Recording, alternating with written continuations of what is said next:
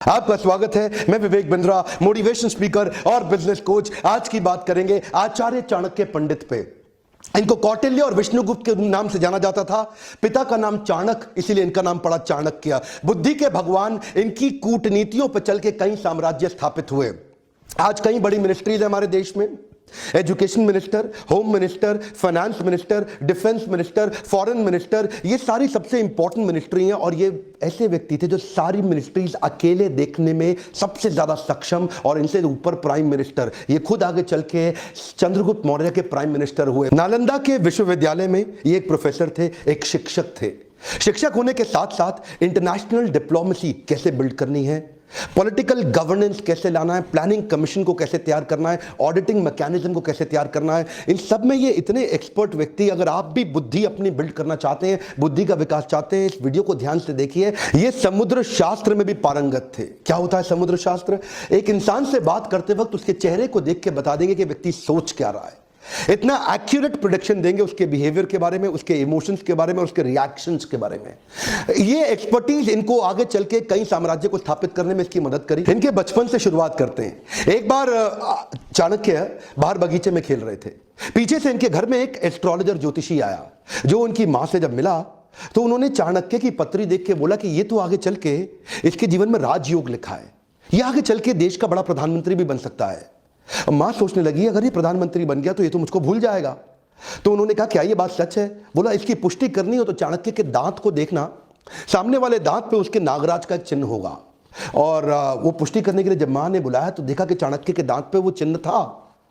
तो मां रोने लगी, बोली तू आगे चल के राजयोग के चलते प्रधानमंत्री बनेगा, मुझको भूल जाएगा। इतना सुनते ही चाणक्य ने पत्थर उठाया और अपना दांत तोड़ दिया और क्या बोला, मां तेरे प्रेम के चलते मैं ऐसे हजारों राजपाट तुरंत खत्म कर दूंगा। इससे पता चलता है चाणक्य को कभी सत्ता का लोभ नहीं था। आगे चल के देशभक्त चाणक्य तक्षशिला के प्रधानाचार्य बने, प्रधानाध्यापक बने। उन्हीं दिनों सिकंदर पूरी दुनिया को जीतते हुए भारत की तरफ बढ़ रहा था। सोने की चिड़िया भारत को लूटने के लिए वो आक्रमण पे आक्रमण कर रहा था, पोरस को हरा चुका था। और चाणक्य के मन में उन दिनों एक ही सपना था, क्यों ना अखंड भारत का निर्माण किया जाए, एक शक्तिशाली राजा को खड़ा किया जाए। ये अलग अलग राजाओं से इन्होंने मिलना शुरू किया। उस समय मगध जो सबसे बड़ा साम्राज्य था नंदा डायनेस्टी का, आज के समय में जो उड़ीसा है, बिहार है, उत्तर प्रदेश जो आज का समय है, वो सारा सब उस समय मगध कहलाया जाता था। और नंदा डायनेस्टी का सबसे बड़ा राजा धनानंद, ये उसके पास गए और उसको इन्फ्लुएंस करने का प्रयास किया कि क्यों ना सिकंदर के खिलाफ हम तैयारी करें। और तब इन्होंने कहा, अच्छा उस समय धनानंद बिजी था, किन चीजों में बिजी था? वो प्रजा से कर वसूलता था, टैक्स लेता था और उसको अपने जुए सट्टे लॉटरी में, परस्त्री गमन में, अपने भोग विलास के अंदर खर्च कर देता था। इन्होंने इसको समझाया कि राजा का कर्तव्य है कि समाज से पैसा ले, जो आप टैक्स लेते हैं उसको समाज सेवा में लगा दें। और धनानंद को गुस्सा आया, बोला ए पंडित, तुम अपनी पंडिताई करो, मुझको राजपाट ना सिखाओ, सिकंदर यहां तक नहीं पहुंच पाएगा।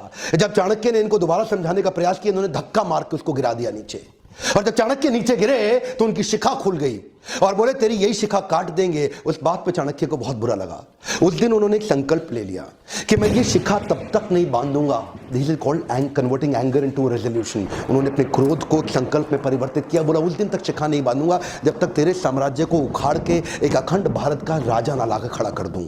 बहरहाल अब चाणक्य को लगने लगा कि अब समय आ गया कि मुझे ही किसी को कल्टीवेट और बिल्ड करना पड़ेगा। चाणक्य की डिटर्मिनेशन आपको इस बात से समझ में आएगी कि उन्होंने एक यंग लड़के के प्रति अपना जीवन समर्पित कर दिया, जिसका नाम था चंदू। इसका नाम आगे चल के पड़ा चंद्रगुप्त। इसको उन्होंने ट्रेनिंग दी, बहुत सारे संस्कार और सारे प्रकार के शास्त्र उसको सिखाए। इमेजिन करिए, ये 17-18 साल के लड़के चाणक्य की मदद से इन्होंने सोचा कि मैं सिकंदर के साम्राज्य को उखाड़ दूंगा। चंद्रगुप्त को खुद को भी विश्वास नहीं था, लेकिन उनको निष्ठा थी, उनकी शरणागति थी चाणक्य पंडित के प्रति। चाणक्य उनको एडवाइस करते चले गए, गाइड करते चले गए। चंद्रगुप्त उनकी सारी बातों को मानते चले गए। ये कहते थे कि शत्रु की दुर्बलता जानने तक उसे अपना मित्र बनाए रखो।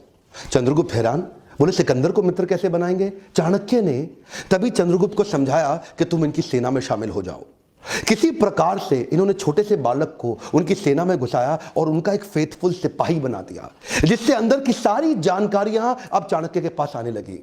चाणक्य को इतना समझ में आ चुका था कि बहुत दूर से ट्रैवल करती हुई लाखों की सेना सिकंदर की शरीर से अब थक चुकी है। बोला अब इनको मन से थका देंगे। इन्होंने अंदर भ्रांतियां फैलानी शुरू कर दी सिकंदर की सेना के बीच में। देखिए, सिंध नदी अभी तक पार नहीं कर पाया था, भारत में अभी तक घुस नहीं पाया था पूरी तरीके से, और वहां भ्रांतियां फैला दी कि हमारे जो देश, भारत के जो देवी देवता हैं वो तुमसे नाराज हो चुके हैं। इन्होंने अजीबोगरीब काम कराए। कभी कभी अलग अलग दिनों में खाने में जहर मिला देते थे, द्विकंटक नीति के साथ छोटे छोटे अटैक करा देते थे, उनके देश के झंडे को जो पहाड़ पर लगा हुआ है उसको जला देते थे, अलग अलग प्रकार की विस्मक भ्रांतियां फैला देते थे, लोगों के अंदर कंफ्यूजन, आपस में उनको लड़वा देते थे। 15, 16, 17, 18 साल के 10-15 लड़कों की मदद से इन्होंने उस सेना को खोखला बनाना शुरू किया, उनका मनोबल तोड़ना शुरू किया। सिकंदर ज्यादा लंबे समय तक रुक नहीं पाया। क्या कहते हैं, जो जीता वही सिकंदर? गलत है सर, जो जीता वही सिकंदर नहीं, जो जीता वही चंद्रगुप्त मौर्य। ये किसी को नहीं पता, सिकंदर भारत में कभी घुस ही नहीं पाया। चंद्रगुप्त मौर्य केवल गाइडेंस लेते रहे आचार्य से, और आचार्य चाणक्य पंडित की गाइडेंस में पूरी सेना को उखाड़ के बाहर कर दिया। इससे क्या हुआ, अब इनमें कॉन्फिडेंस बहुत आ गया। 5000 हाथी घोड़ों की एक सेना बना के सोचे कि मगध की राजधानी पाटलिपुत्र पर जाकर के एक हमला कर देते हैं और धनानंद को भी उखाड़ देंगे। अब ये ओवर कॉन्फिडेंस इनके लिए नुकसानदायक रहा। ये पहुंच तो गए 5000 की हाथी घोड़ों छोटी सी सेना लेके, लेकिन आधे दिन के अंदर दोपहर होते होते ही मगध की सेना ने इनको उखाड़ के बर्बाद कर दिया, खत्म कर दिया। किसी प्रकार से चंद्रगुप्त चाणक्य ने अपनी जान बचाई, भाग करके एक झोपड़ी के पीछे जाके छिप गए। अंदर मां कुछ खाना बना रही थी बच्चे को लेके, और बच्चा वो जो गरम गरम खिचड़ी थी खौलती हुई, उसमें हाथ डाल के जैसे ही खाना खाने लगा उसका हाथ जल गया। और तभी मां चिल्लाई, अरे पागल हो गया है तू, तो चाणक्य की तरह मूर्ख है, खिचड़ी के अंदर गरम गरम हाथ डालेगा तो जल ही जाएगा। परिधि से कोने कोने से खिचड़ी को खाओ, ठंडा करके आराम आराम से, कोने कोने से खाओगे हाथ नहीं जलेगा, बीच में हाथ डालोगे हाथ जल जाएगा। चाणक्य ने जाके बीच में मगध के झगड़ा कर लिया, उसको बाहर बाहर से तैयारी करनी चाहिए थी। यह बात सुनते ही चाणक्य की आंखें खुल गई, उनको अपनी गलती का एहसास हुआ। उन्होंने जाकर के औरत के पांव छुए और बोले, माई तुमने मुझको एक नई बड़ी शिक्षा दी। चाणक्य में सबसे अच्छी बात क्या थी, वो कई बार तकलीफों में आए क्योंकि बड़ी रिसोर्सेस सेना नहीं थी। धनानंद उस समय सबसे बड़ा साम्राज्य था उनका, नंदा डायनेस्टी का, लेकिन इन्होंने जाकर के 7 स्ट्रैटेजीज बनाई। पहली जो उन्होंने मां से वही सीखी कि परिधि पे हमला करो। परिधि मतलब बाहर का सर्कमफ्रेंस, जो बाहरी घेरा होता है। तो धनानंद के बाहरी घेरे में जिन जिन राज्यों पे उसकी कमजोर पकड़ थी, जहां जहां उसकी वहीं से इन्होंने हमले करने शुरू किए, छोटे छोटे हमले करने शुरू किए, जिसके लिए इन्होंने दूसरी स्ट्रैटेजी अपनाई, विष कन्याओं की टीम तैयार करी। ये विष कन्याओं की सेना क्या होती है, बड़ी सुंदर सुंदर खूबसूरत लड़कियों की एक सेना तैयार करी, जिनको थोड़ी थोड़ी मात्रा में विष दे दे के उनको विष कन्या के रूप में तैयार कर दिया। ये पहली बार हुआ, इससे पहले कभी नहीं हुआ। दुनिया भर में बहुत सारे काम चाणक्य ने पहली बार किए, और ये विष कन्याओं की सेना वहां के परिधि के राजाओं को चूम कर अपने चुंबन से उनको विष देके समाप्त कर देती थी। इतना ही नहीं, इसके बाद इन्होंने तीसरी स्ट्रैटेजी क्या अपनाई, जासूसों की सेना बनाई। इतने जासूसों को ट्रेनिंग दी कि जासूसों को कैसे बढ़िया जासूसी करके सारी खबर अंदर की लाके देनी है। अब चाणक्य को समझ में आ गया, स्ट्रैटेजिकली चलेंगे। ये क्या कहते थे, शत्रु के साथ लेकर के कभी गुस्से से शत्रु के बारे में मत सोचो। अगर गुस्सा आ जाएगा शत्रु के खिलाफ तो आपकी एनालिटिकल एबिलिटी खत्म हो जाएगी। तो चाणक्य जो आंकलन करते थे ना, एनालिसिस, वो ऐसा इतना जासूसों से इतनी इंफॉर्मेशन लाते थे, और कभी कभी जासूसों की भी जासूसी करा देते थे। चाणक्य इतने एक्सपर्ट थे कि पैरेलली चौथी स्ट्रैटेजी बना रहे थे, building a high performance team. ये इन्होंने कैसी करी, इन्होंने वात्सायन मुनि का एक वेश धारण कर लिया, और ये जानते थे कि अगर बड़ी सेना बनानी है तो उनके मन, बुद्धि और आत्मा को जीतना पड़ेगा। एक पॉपुलर अपने आप को वात्सायन मुनि के भेष में जाकर के लोगों को जगह जगह कथा प्रवचन करते थे, और उनको धीरे धीरे इंस्पायर करते थे कि तुम चंद्रगुप्त की सेना को ज्वाइन कर लो। ये जानते थे कि प्रेम से बात करूंगा और आध्यात्मिक बात करूंगा, लोग प्रभावित हो जाएंगे, प्रभुभावित हो जाएंगे, और मेरी स्टोरी और मेरी कहानी पे विश्वास करेंगे और चंद्रगुप्त की सेना को ज्वाइन करते चले जाएंगे। उनकी आत्मा, मन, बुद्धि को जीतने के बाद अपनी वाणी की शक्ति से उनको प्रभावित करके एक एक करके धीरे धीरे 8 लाख लोगों की सेना तैयार कर दी। यह सेना ऑलरेडी 4 गुना बड़ी हो चुकी थी अब धनानंद से। इनके पास हाथी घोड़ों की बड़ी सेना और घुड़सवार रथों की बड़ी सेना, पैदल सिपाहियों की सेना, इतनी बड़ी सेना धीरे धीरे ये देखिए इस सारी स्ट्रैटेजीज पैरेलल करते चले गए। हमारे देश में आज आरक्षण का बड़ा चक्कर चल रहा है ना, वहां पे आरक्षण के चक्कर के सख्त खिलाफ थे। ये कहते थे केवल योग्य व्यक्ति को आगे बढ़ाऊंगा, your country is only as powerful as your lieutenants. तो अपने लेफ्टिनेंट को चूज करते थे, जो आदमी योग्य है उसी को आगे बढ़ाते थे। उनके ट्रेनिंग कैंप्स पे क्या कहते थे कि राजा को अपने आसपास के लोग बुद्धिमान और योग्य रखने चाहिए, चापलूस लोग नहीं चाहिए जो केवल आपकी तारीफ करते रहे। चाणक्य श्लोक बोलते थे, दुर्जनेषु च सर्पेषु वरम सर्पो न दुर्जना, सर्पोदंशति कालेना दुर्जनस्तु पदे पदे। चाणक्य कहते थे दुर्जन मतलब दुष्ट व्यक्ति और सर्पेशु मतलब सांप, इन दोनों में से सांप अच्छा है। वरम सर्पो न दुर्जना, दुर्जन को छोड़ दो, सांप के साथ रह लो। सर्पोदंशति कालेना दुर्जनस्तु पदे पदे, सांप तो एक ही बार काटेगा, एक ही बार डसेगा, लेकिन दुर्जनस्तु पदे पदे, दुर्जन व्यक्ति हर कदम पे आपको डसेगा, हर बार डसेगा। इसीलिए क्या कहते थे कि मैं टीम ऐसी तैयार करूंगा जो केपेबल लोगों की हो और दुर्जन ना हो। तो ये एक हाई परफॉर्मेंस टीम तैयार करते गए और साथ साथ ये छापामार युद्ध के छोटे छोटे प्रयास करते गए। ये इनकी अगली स्ट्रैटेजी समझिएगा। एक तो देखिए होता है कि टेस्ट एंड लॉन्च और एक होता है लॉन्च एंड टेस्ट।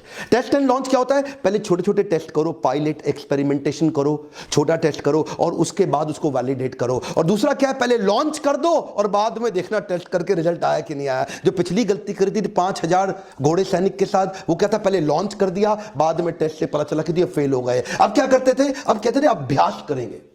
बोले प्लानिंग और प्रैक्टिस में फर्क है। प्लान तो आपका ठीक हो गया, लेकिन छोटी छोटी प्रैक्टिस करेंगे। तो छापामार युद्ध परिधि में लगातार करते रहते थे। उससे इनकी प्रैक्टिस बढ़ती चली गई, इतनी प्रैक्टिस बढ़ गई कि उसके बाद वो टेस्ट एंड लॉन्च इतने सारे टेस्ट कर दिए कि ताकि बड़ा हमला करने पे दिक्कत ना आए। और अगली स्ट्रैटेजी में इंटरनेशनल अलायंसेस बिल्ड करके अपनी ताकत और अपनी सेना को बढ़ा करते गए। कश्मीरी राजा प्रवर्तक को उन्होंने अपने साथ में लिया और बाहर से कई यूनानी राजाओं को भी अपने साथ लिया, जो ये पिछली बार पहले जीत चुके थे ना सिकंदर को। तो वहां से कुछ यूनानी राजाओं के साथ भी उन्होंने सपोर्ट लिया, पोरस का भी सपोर्ट अपने साथ में लिया और कई समुद्री लुटेरों को भी अपने साथ में अपनी सेना में बनाया। इतनी बड़ी सेना बना करके ये 7 स्ट्रैटेजीज मिला के इकट्ठे चलते चले गए। एक एक करके अंदर घुस के पूरी धनानंद की नंदा डायनेस्टी को उखाड़ के खत्म कर दिया।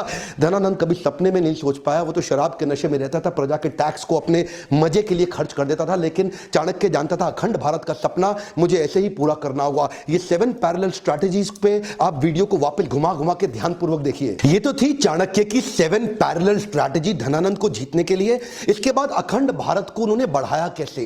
Kabul, Gandhar, Kandhar, Balochistan, Turkmenistan, Kyrgyzstan, Central Asia तक उन्होंने एक छत्र राज्य कैसे एस्टैब्लिश किया, ये अभी नहीं बताऊंगा, ये अगले वीडियो में बताऊंगा।